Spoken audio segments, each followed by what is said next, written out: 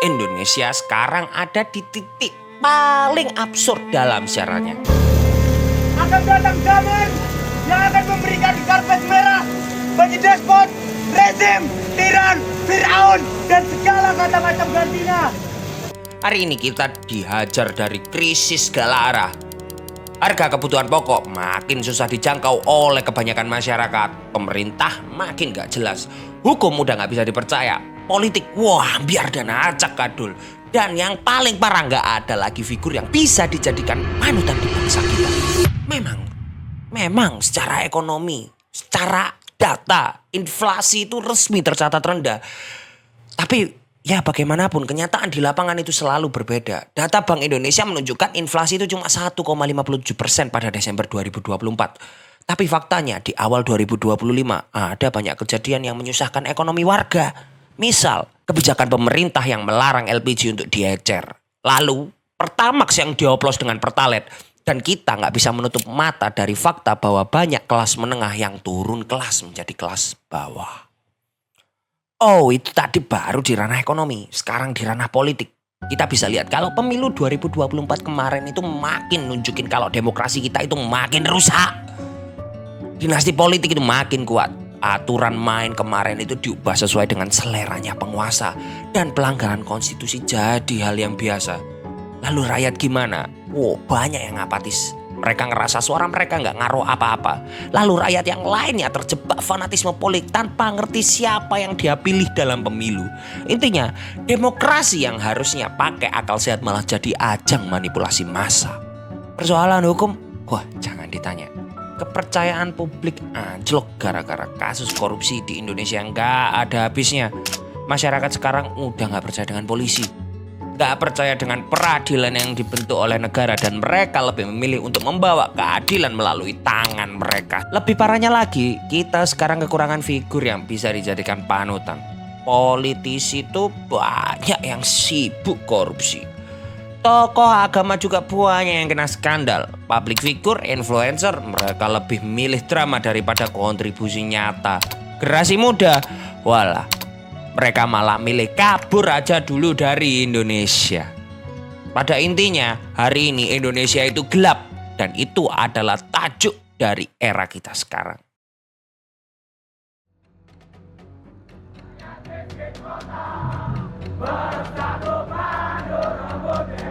Lalu, di kondisi yang gelap gulita seperti ini, siapa yang diharapkan untuk membawa lentera dan menuntun bangsa menuju cahaya? Jawabannya adalah mahasiswa. Sebagai intelektual yang sering dianggap idealis dan sering juga mengklaim diri sebagai agent of change, mahasiswa tentunya diharapkan oleh bangsa negara untuk mengingatkan pemerintah atas kesalahan-kesalahannya. Tapi pertanyaannya, apakah mahasiswa ini beneran peduli? Apakah masalah-masalah yang saya, Anda, kita, dan bangsa rasakan menjadi alasan utama dari mereka turun jalan dan memenuhi Senayan? Oh, sepertinya enggak, karena cuma sedikit mahasiswa yang menyadari adanya masalah-masalah itu. Dan kebanyakan mereka ikut demo, alasannya cuma satu, FOMO.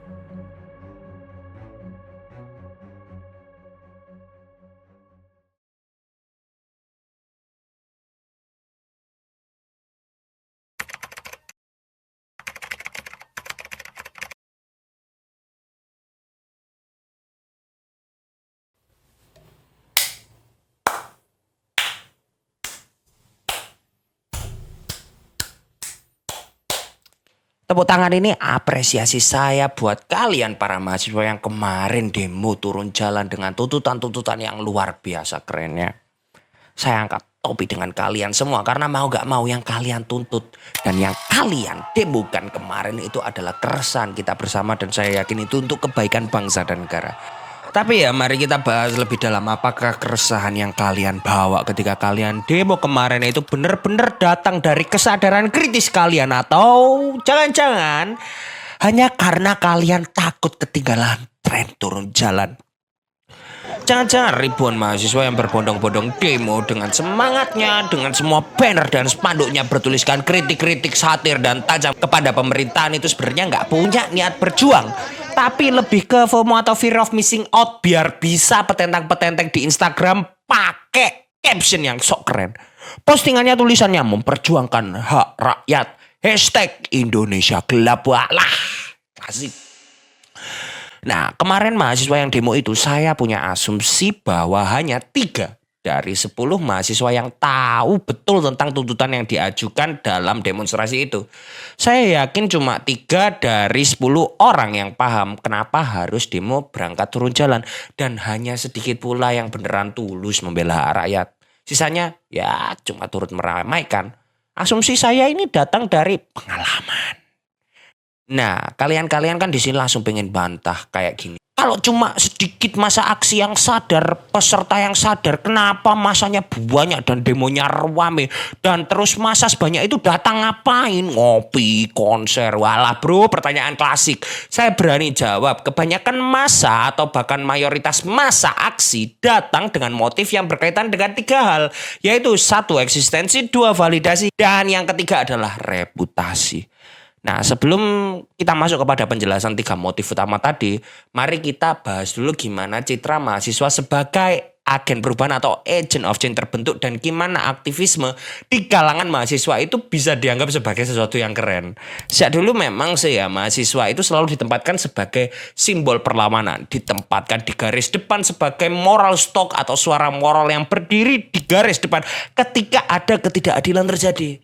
Tapi pertanyaannya, apakah citra itu masih relevan di hari ini? Atau cuma sekedar romantisme para senior yang gak lulus-lulus dan silau dengan revolusi 98? Nah, inilah jawabannya. Untuk menjawab relevansi dari gerakan mahasiswa dan gerakan demonstrasi di hari ini, mau gak mau kita harus melihat ke belakang ke eranya Orde Baru.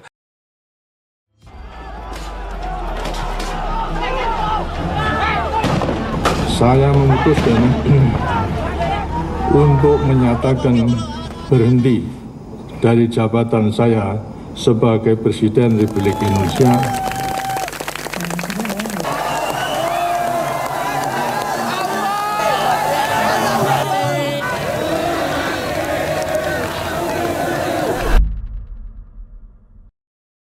dalam sistem yang represif di bawah kepemimpinannya Soeharto, mahasiswa itu memang punya peran sentral dalam mengkritik kebijakan pemerintah dan rezim. Gerakan-gerakan seperti Malari 1974 dan perlawanan mahasiswa di tahun 78 yang menentang NKK-BKK menjadi bukti bahwa mahasiswa saat itu benar-benar bergerak atas kesadaran politik yang radikal dan juga mengakar. Mereka nggak hanya turun ke jalan, mereka juga aktif dalam ruang-ruang yang berkaitan dengan intelektualitas seperti diskusi kajian kritis dan juga ruang-ruang organisasi seperti membangun jaringan perlawanan yang sangat sistematis dan berskala nasional. Gerakan mahasiswa saat itu lahir dari tekanan yang muncul dari kebebasan akademik yang dibatasi, oposisi dibungkam, dan negara mengontrol hampir semua aspek kehidupan publik. Dan itu menjadi satu alasan yang valid untuk mempersatukan seluruh mahasiswa dalam satu barisan perlawanan yang sama. Gak hanya di era Orba, di era Orde Lama pun sama. Pada saat itu gerakan mahasiswa juga turut hadir melawan PKI melalui Kesatuan Aksi Mahasiswa Indonesia atau KAMI. Orang-orang KAMI ini biasanya dipanggil sebagai Angkatan 66 dan sering juga dicemooh karena mereka berafiliasi dengan militer. Kontradiktif dengan gerakan mahasiswa era Orba yang bentroknya dengan militer. Nah, balik lagi, pada era Orba, gerakan mahasiswa yang melawan Orba hadir selalu dengan sikap politik yang jelas seperti gerakan Golput yang dimotori oleh Arief Budiman dan Adnan Buyung Nasution. Di dalam gerakan itu mereka juga konsisten untuk menyebarkan buletin dan poster dan itu disebar ke rumah-rumah warga. Lalu puncaknya itu apa? Wow, pemerintah kalah gabut menghadapi angka golput yang lumayan tinggi. Akhirnya muncullah hukum dilarang golput. Ya nggak berkaitan secara langsung, tapi itu salah satu respon Soeharto seperti itu. Oke, lanjut. Dan di era Orde Baru ini ada satu hal yang menarik. Mahasiswa juga menuliskan buku putih perjuangan mahasiswa 1978 dan ini adalah karya intelektual yang diakui juga oleh Benedict Anderson. Karya ini berisi pemikiran mahasiswa mengenai kondisi Indonesia saat itu. Mereka yang menulis adalah Rizal Ramli, Irzadi Mirwan, Abdul Rohim, dan Joseph Manurung. Buku ini diterbitkan oleh Dewan Mahasiswa ITB yang saat itu diketuai oleh Heri Ahmadi. Benedict Anderson, dia mengatakan bahwasanya buku ini sangat penting karena merupakan kritik sistematis pertama mengenai kebijakan Orde Baru. Dan saking pentingnya Mbah Ben ini sampai menerjemahkan buku itu ke bahasa Inggris lalu diterbitkan di Cornell University. Nah, gerakan-gerakan ini dulu super efektif. Minimal sangat efektif untuk bikin rezim gonjang-ganjing. Puncaknya adalah reformasi 1998 ketika mereka berhasil menjatuhkan Soeharto. Tapi di momen itu juga perubahan mulai terjadi secara gradual pada gerakan mahasiswa. Mahasiswa menang, tapi setelah kemenangan itu mereka kehilangan arah. Reformasi yang mereka perjuangkan berubah menjadi ajang perebutan kekuasaan oleh elit-elit politik. Sementara mahasiswa yang dulu berada di garis depan, pelan-pelan kesingkir dari ruang-ruang pengambilan keputusan. Dan banyak tokonya yang akhirnya ambil alternatif masuk ke jalur partai. Sebut saja Budiman Sujatmiko, Fadlizon, Fahri Hamzah, dan Adian Apitupulu. Terus apa yang tersisa dari para mahasiswa yang tidak terjun ke politik? Satu yang tersisa dalam diri mereka yaitu romantisme. Mahasiswa sebagai pelaku sejarah yang gak dapat ruang dalam politik praktis dan kekuasaan akhirnya memunculkan sebuah mitos, legenda, dan sebuah kisah heroik tentang mahasiswa yang berani melawan rezim yang lalim. Dan cerita ini diwariskan dari generasi ke generasi, dari satu makrab ke makrab lainnya, dari satu senior ke junior yang lainnya, dan juga dari satu kaderisasi orme ke kaderisasi yang lainnya. Gak percaya? Masuklah organisasi mahasiswa yang ada anak sospolnya. Saya yakin mulutnya pasti gatel, dikit-dikit pengen orasi, dikit-dikit pengen demo, dikit-dikit teriak lawan, dikit-dikit teriak penindasan. Nah, begitulah. Akhirnya mahasiswa di era tahun 2000-an hingga hari ini tumbuh dengan bayangan bahwa demonstrasi adalah panggilan moral, bahwa turun ke jalan adalah puncak dari aktivisme. Tapi mereka lupa satu hal, hari ini konteksnya udah berubah. Di era reformasi nggak ada lagi musuh yang jelas dan monumental seperti Soeharto. Musuhnya sekarang ini lebih kompleks. Misal kayak oligarki yang bercokol di dalam sistem-sistem. Politik dinasti yang sekarang udah sangat mengakar dan kebijakan yang lebih terselubung dalam permainan regulasi. Musuh mahasiswa itu sekarang lebih rumit dan sistem pemerintahan yang lebih mutakhir ini juga akhirnya belajar cara mengatasi dan meredam gelombang mahasiswa yang demo. Mereka nggak mau, atau dalam artian penguasa sekarang kan nggak mau melakukan kesalahan yang dilakukan Soeharto, gugur oleh mahasiswa. Pemerintah akhirnya menggunakan metode manajemen wacana publik lewat media, lewat isu-isu baru, lewat aparat, dan lewat banyak hal yang mungkin kita nggak pernah tahu. Dan saya yakin tim humasnya pemerintah itu pasti udah ngelontok Pak tentang cara meredam massa dan cara membuat mahasiswa lupa dengan isu, sekaligus cara agar pemerintah bisa melanjutkan kebijakan yang dalam tanda kutip aneh tanpa menuai kontroversi berlebih. Gak percaya? Mari coba lihat ini. Coba lihat demo menolak RUU KPK pada tahun 2019 misalnya. Awalnya itu besar, katanya reformasi jilid 2. Tetapi setelah demo selesai, di satu hari itu selesai, gelombang demo udah selesai. Berapa banyak mahasiswa yang masih konsisten mengawasi jalannya pengesahan RUU tersebut? Jelas gak peduli saya yakin, karena pasti mereka ngerasa puas hanya dengan sehari demo, sehari foto-foto. Puas sudah konsol kanan kiri, ngerasa udah tuntas tugasnya. Akhirnya gimana? Kan RUU KPK. Mahasiswa peduli nggak? Mahasiswa tahu nggak? Oh, belum tentu tahu. Omnibus Law juga sempat membakar semangat mahasiswa buat membela buruh di tahun 2020. Pun nasibnya sama. Di awal teriak tolak, bahkan di Surabaya ini ya, di kota saya, sampai ngajurin mobilnya Polda.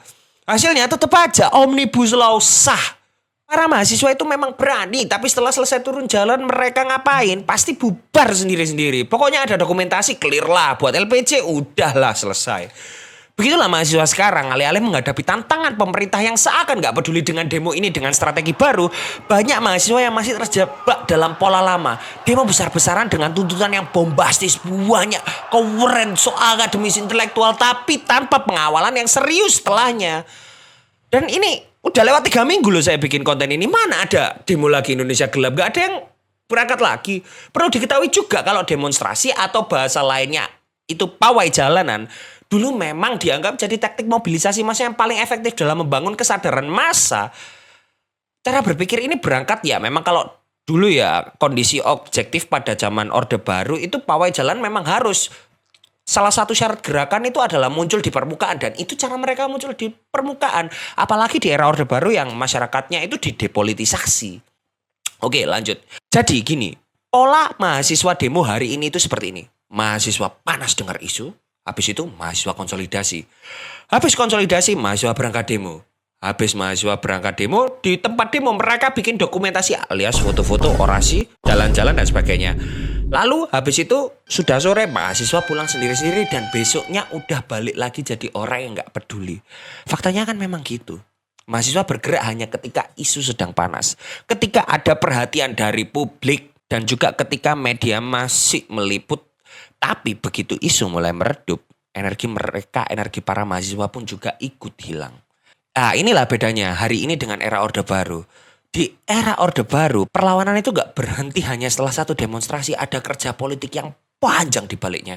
Ada pengorganisasian, ada strategi, ada banyak karya intelektual yang monumental seperti bukunya Sohoki atau koran mahasiswa Indonesia yang dilarang tayang. Nah sekarang, aksi mahasiswa itu udah mirip kayak flash mob daripada gerakan sosial yang sesungguhnya. Konsolidasi konsep aksi, turun jalan, teriak-teriak, rekam video lalu pulang. Kalau viral di media sosial ya bagus, kalau enggak ya udah dapat pengalaman. Dan yang lebih ironis lagi ya, banyak mahasiswa yang justru menggunakan demokrasi sebagai alat validasi sosial. Aktivisme itu udah bukan lagi soal perjuangan, tapi soal eksistensi. Ikut demo bukan karena paham isu, tapi karena takut ketinggalan tren. Kalau dilihat dari perspektif Edward Aspinall, mahasiswa hari ini tuh mengalami apa yang disebut sebagai mobilisasi sesaat. Mahasiswa bisa bergerak cepat ketika ada pemicu eksternal kayak isu, kayak dorongan ayo demo. Tetapi pasti sulit untuk mempertahankan momentum. Lah ini bukan lagi soal gerakan sosial yang berkelanjutan, tapi sekedar respon spontan yang gak ada akar kuatnya. Dan ini juga sangat berkaitan dengan ide-ide soal pragmatisme yang sekarang dianut oleh banyak mahasiswa. Bahkan Aspinall itu juga sempat ngomong kayak gini ya, ada fenomena yang disebut sebagai NGO boom. Yaitu fenomena di mana ada banyak organisasi yang muncul pasca reformasi yang juga kebanyakan diisi oleh aktivis mahasiswa. Organisasi-organisasi yang berisi aktivis mahasiswa itu sebenarnya nggak memiliki makna apapun kecuali menunjukkan ekspresi kelasnya yang reformis dan moderat. Istilahnya cuma petenteng-petenteng. Kita melihat potret pejabat kita bisu semua. Kita doakan dengan air ini semoga terbuka hatinya. Kalian anak GMNI, kalian anak PMI, atau kalian anak HMI. Sebenarnya kalian itu nggak beneran fokus pada ideologi, kalian itu cuma memvalidasi ekspresi kalian melalui organisasi kalian. Itu kata Aspinall hari ini. Kalau dalam bahasa yang lebih keren ya, mahasiswa itu sekarang secara retoris menggunakan jaket alma mater dalam demonstrasi. Ini konteksnya demo ya, kalau yang tadi kan organisasi, ini demo. Mahasiswa sekarang itu menggunakan jaket alma mater dalam demonstrasi hanya sebagai sebuah taktik untuk memanifestasikan eksistensi atas ekspresi mereka. Ini tuh selaras dengan ejekannya Daniel Indrakusuma terhadap gejala yang sekarang kelihatan pada gerakan mahasiswa. Dia bilang bahwa mahasiswa itu sering berlindung di balik kata-kata taktik, tapi dalam realitas mereka nggak pernah melakukan tindakan politik dengan kekuatan mobilisasi massa. Maksudnya mahasiswa itu cuma berlindung di balik simbol-simbol intelektual yang muncul dan melekat di dalam jaketnya atau di dalam alma maternya. Tapi meskipun udah demo turun jalan, mereka itu sebenarnya nggak melakukan tindakan politik apapun dan nggak ada dampaknya, hanya memunculkan sensasi dan atensi aja. Jadi sekarang jelaskan jawaban dari pertanyaan, apakah mahasiswa benar-benar peduli dengan isu yang mereka perjuangkan atau cuma ingin kelihatan peduli? Nah, jelaskan jawabannya. Kalau memang mahasiswa itu beneran pengen jadi agen perubahan, maka perjuangan itu harusnya nggak boleh berhenti di jalanan. Sebab persoalan gerakan dan perubahan itu adalah sebuah permasalahan normatif dan sudah semestinya kalau gerakan rakyat dibangun itu membutuhkan kerja intelektual dan kerja politik dari gerakan massa yang nggak bernama, alih-alih kerja satu atau dua orang elit mahasiswa. Saya ulangi lagi ya, reformasi 98 dijadikan standar gerakan mahasiswa yang sangat-sangat monumental dan besar. Tapi beda zaman itu beda tantangan. Semangat 98 yang terbawa hingga sekarang itu cuma romantismenya. Dulu mahasiswa berhadapan dengan sistem otoriter yang represif dan akhirnya mereka melawan dengan pengorganisasian yang terstruktur, sistematis dan masif. Dengan tujuan sama, dengan strategi berskala nasional dan tidak berhenti hingga tuntutan mereka terpenuhi. Nah, kalau sekarang demokrasi itu memang udah berjalan meskipun penuh cacat ya. Tapi tantangan utamanya adalah ketidakpedulian politik. Mahasiswa hari ini itu bukan lagi berhadapan dengan rezim yang menekan. Tapi mereka berhadapan dengan orang-orang yang kehilangan atensi pada proses-proses demokrasi itu sendiri. Terjadi peruri sekarang. Jadi kalau ada yang bilang itu Indonesia gelap, Yang gelap kau bukan Indonesia. Dan ironisnya banyak dari kalian mungkin nonton ya, yang turun ke jalan tanpa memahami substansi itu. Ketika ditanya soal tuntutan, saya yakin bahwa sebagian besar hanya bisa menjawab dengan jargon kosong. Lagi-lagi saya tanya kepada kalian mahasiswa yang turun ke jalan di demo Indonesia Gelap kemarin, berapa lama sih kalian akan mengawal isu ini? Sejarah aja mencatat banyak gerakan mahasiswa yang hanya marak di awal tapi kemudian redup seiring berjalannya waktu. RKUHP tadi. Omnibus Law, gelombangnya besar, ngeri banget itu gelombangnya. Tapi di mana mereka sekarang? Seberapa banyak dari kalian yang masih terus mengikuti perkembangan kebijakan itu setelah demo? Kalau hari ini kalian berteriak menolak sebuah kebijakan, tapi besok sudah lupa dan sibuk dengan rutinitas masing-masing, itu tandanya kalian memang udah kalah dengan pemerintah dan terus apa gunanya bro turun jalan?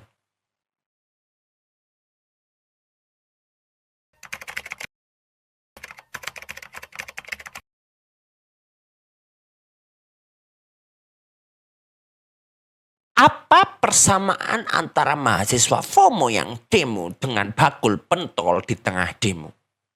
Ya benar, mereka sama-sama nggak merubah apa-apa. Zero impact. Tapi apa bedanya? Bakul pentol dapat duit. Oke, capture ini isinya nggak terlalu akademis, gak kayak terlalu banyak referensi yang di atas dan sangat debatable bab ini. Jadi gini, langsung saja. Ada 3 motif mahasiswa FOMO yang ikut demo, yaitu ekspresi, validasi, dan juga reputasi. 3 aspek ini sebenarnya adalah praduga. Yang pertama, ekspresi. Demonstrasi buat sebagian mahasiswa itu bukan tentang memperjuangkan rakyat, tapi lebih ke tempat buat melampiaskan emosi kayak gimana ya. Ya banyak ya sebenarnya yang udah supek sama hidupnya sendiri, capek sama tugas, bosen sama rutinitas atau kesel sama sistem pendidikan yang bikin mereka jadi ya ngerasa jadi kayak rebut akademik gitulah. Terus tiba-tiba ada momentum demo, rame-rame turun jalan, bisa teriak kenceng-kenceng, bisa marah-marah, bisa coret-coret karton yang ditulis cacian, makian, gambar titit, mungkin pakai spidol merah biar ngerasa jadi bagian dari sesuatu yang lebih besar gitu. Bukan titiknya yang besar ya, maksudnya mereka jadi bagian dari suatu gerakan yang besar. Seru kan ya. Bisa meluapkan unek-unek itu tanpa harus kena teguran dosen atau orang tua itu benar-benar membahagiakan kok membahayakan. Membahagiakan.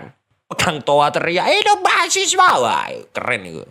Bahkan itu beberapa mahasiswa itu berangkat demo itu cuma pengen mengekspresikan kebenciannya terhadap polisi. Dan cuma pengen lemparin polisi pas demo. Nah itu kan pada akhirnya kan ketika kekesalan sudah terekspresikan dan ketika euforianya udah hilang, isu yang tadinya dilulukan kan juga ikut redup. Nah sekarang soal validasi. Di kampus mahasiswa yang aktif demo itu sering dipandang sebagai pejuang rakyat, aktivis tulen, anak kritis, wong sangar. Yakin dah pasti satu dari sekian senior kalian ada yang cerita kalau kon eling gak demo Bian? Ingat gak demo yang dulu itu? Tahu gak siapa yang ngumpulin massa? Aku. Mau pasti kalian pernah dengar itu. Lah ketika mahasiswa demo ada semacam status sosial yang melekat ke mereka. Seolah-olah mereka adalah orang-orang yang paling sadar, paling peka dan paling peduli sama bangsa ini. Makanya banyak yang ikut demo bukan karena benar-benar paham, tapi karena takut dicap cuek atau apatis. Ada semacam pressure atau tekanan sosial yang bikin mereka akhirnya turun ke jalan supaya gak dibilang apatis atau individualis. Kalau teman segeng ikut demo ya misalnya satu circle ini ikut demo ya mau gak mau kan juga ikut demo biar tetap dianggap bagian sama kelompok atau biar punya pengalaman yang sama. Kalau gak ikut nanti dibilang gak peduli sama nasib rakyat atau ketinggalan cerita lah minimal. Jadi ya udahlah ikut aja minimal biar bisa pamer di medsos ya. Coba perhatiin ya setiap kali ada demo besar, timeline Twitter dan Instagram pasti dipenuhi foto-foto mahasiswa yang pakai jaket alma mater.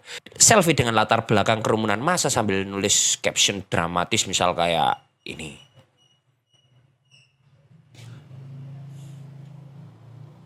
Padahal ya besoknya setelah demo mereka udah balik ke rutinitas biasa dan bahkan mungkin udah lupa sama apa yang mereka teriakkan kemarin. Dan terakhir soal reputasi. Ada satu fakta yang gak bisa dipungkiri. Menjadi mahasiswa yang aktif demo bisa meningkatkan reputasi. Di lingkungan kampus mereka yang sering turun jalan atau bahkan mengorganisasi demonstrasi sering dianggap sebagai agent of change yang absah. Dan dianggap sebagai anak-anak intelektual yang punya kepedulian tinggi. Kalau aktif di organisasi atau punya cita-cita jadi politisi, aktivisme di jalan bisa jadi modal sosial yang sangat apik. Semacam CV politik yang bisa dipakai buat cari posisi di lembaga kampus, komunitas, atau bahkan di partai di masa depan. Jadi ya wajar kalau ada mahasiswa yang ikut demo bukan karena panggilan nurani, tapi karena ada keuntungan reputasi yang bisa mereka dapat.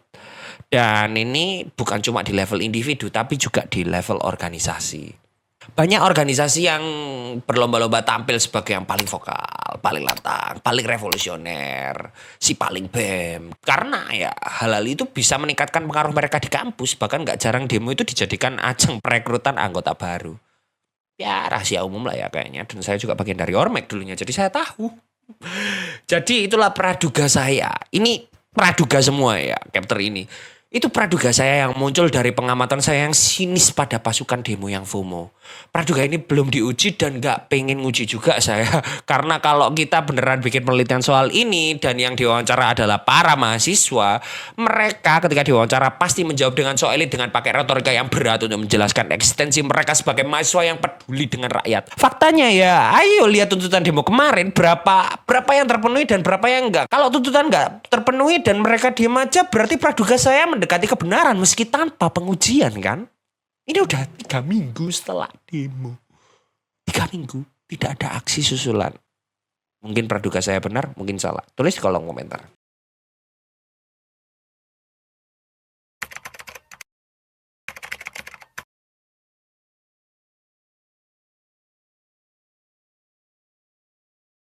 Oke, biar saya nggak terlalu menghujat ya. Oke bro, mari kita tarik benang merah dari semua yang udah kita bahas. FOMO atau bukan, sadar atau enggak, gerakan mahasiswa hari ini tuh nggak lebih dari sekedar angin lalu Pak di mata pemerintahan. Semua hal yang saya sampaikan adalah bukti dari gerakan mahasiswa itu cuma memberikan reaksi. Nggak ada ide murni di dalamnya, dan kritik terbesar saya terhadap gerakan mahasiswa hari ini itu adalah inkonsistensi. Jangan salah paham Pak, demo itu penting, itu bentuk perlawanan terhadap ketidakadilan, itu suara rakyat, itu alat kontrol sosial. Tapi kalau demo cuma sekedar ritual seremonial ya pemerintah bakal tetap jalan santai sambil senyum-senyum Pak. Yang lebih berbahaya lagi kalau demo sekarang cuma dijadikan ajang ekstensi, validasi, dan cari reputasi. Ya akhirnya ya udah demo jadi tren musiman, bukan gerakan perubahan yang benar-benar sistematis. Kalau cuma turun ke jalan sekali terus upload foto di Instagram dengan caption perjuangan belum selesai, terus besoknya balik lagi ya di kampus, ya maaf bro, kau itu sama sekali gak berjuang. Kita semua tahu ya sekarang Indonesia itu lagi gak baik-baik aja. Oligarki makin menggila, hukum makin fleksibel buat yang punya duit, politik dinasti makin merajalela, korupsi ya jangan ditanya. Kalau mahasiswa sebagai kelompok yang selama ini dianggap sebagai agent of change malah ikut-ikutan jadi bagian dari budaya seremonial tanpa aksi lanjutan, ya kita tinggal tunggu waktu sampai demokrasi benar-benar jadi formalitas saja. Pemerintah itu anggap enteng kita karena kita sendiri nggak pernah benar-benar serius dalam melawan, nggak pernah serius dalam menyuarakan. Makanya bro, jangan berhenti di demo sekali aja. Jangan cuma turun ke jalan pas lagi rame terus hilang pas isu udah nggak trending. Alah bro, para mahasiswa, bangunlah kesadaran, bangun kepekaan, bangun juga integritas. Jangan cuma teriak-teriak gak jelas. Ini udah 3 minggu. Dan ya,